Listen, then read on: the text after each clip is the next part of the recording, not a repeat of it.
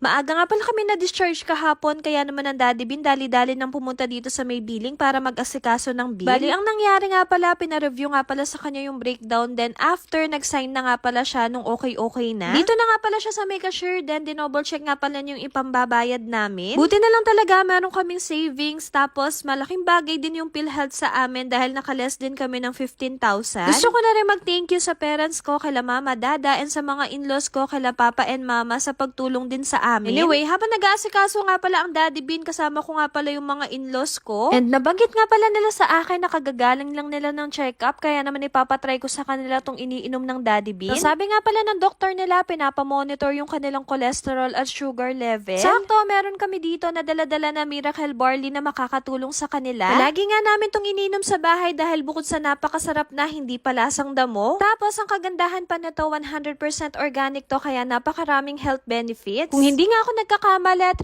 385 pesos ko nga pala ito nabili, tapos meron ka ng 10 sachet. And kung ako sa inyo, mas okay pa nga uminom kayo na tong Miracle Barley kesa mag-juice kayo or mag-soft drinks. Isa pa nga pala sa nagustuhan namin sa pag-inom ng Miracle Barley, nare-regulate nga pala niya yung cholesterol at sugar level natin sa katawan dahil sa barley. Tapos, good for digestion din to dahil sa ingredients niyang probiotics. At hindi lang yon, protection din to para makaiwas sa iba't ibang klase ng heart diseases, diabetes at colon cancer. Meron nga din tong collagen, kaya napakaganda rin na to sa skin natin. Pinagtimpla nga namin na to si Mama at nagustuhan nga niya yung lasa. Kaya tawang-tawa talaga kami sa kanya kasi nagpapa-order nga siya sa akin ng 3 boxes. Kaya naman kung approve sa amin, alam na alam ko magiging approved din to sa inyo. Huwag kayo mag-alala dahil FDA approved to at pwede rin to sa mga lactating moms katulad ko. Pwede rin to sa mga pregnant at lalong-lalo na sa mga senior citizen. Napakaraming health benefits na to, kaya naman kung bet nyo din, ilalagay ko na lang sa comment section yung link kung saan namin nabili. Dumating na nga pala sa Doktora Supan at chinek nga niya itong si Bebe Arlo at clear na nga daw siya. Dahil sabi nga pala niya sa amin, meron pa rin naman kaming mga eco-continuous na mga gamot niya sa bahay. Pero so far, okay na rin naman na to si Bebe Arlo. Medyo may naririnig nga pala na halak si Doktora, kaya naman niresetahan niya si Bebe Arlo na iti-take niya for 2 weeks. Pero in fairness naman dito sa anak ko, lumobo talaga siya ng bongga dito sa ospital. At tingnan niyo naman, napakabutsog-jog at napakasarap. Balik na nga pala tayo kay Daddy Bin, bali nakapag-settle na nga pala siya ng bill namin. And shoutout nga pala sa mga taga-billing, grabe, napakabait ng mga staff nila dito kasi tinulungan talaga nila kami mag-asikaso ng PhilHealth. Napakalaking bagay din na to sa amin, imagine nakalas kami ng 15,000. Alam mo magkano? Pwede 20. Sobra ka naman. Pwede 20.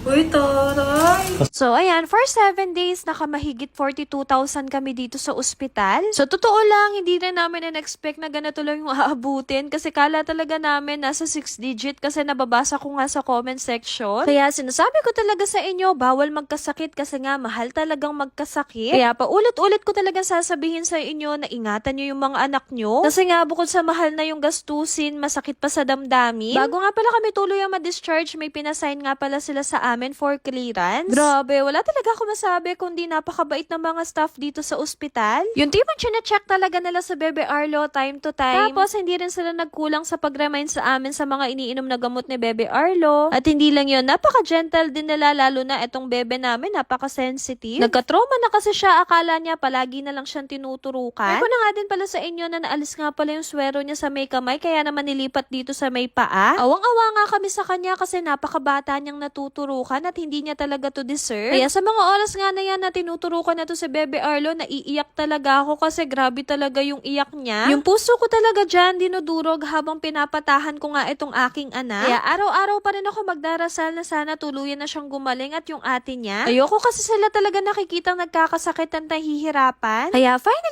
finally, after 7 days, graduate na kami. Tinulungan nga pala kami ng mga guard na magpasok ng mga gamit namin sa sasakyan. Kuya, ba-vlog kita.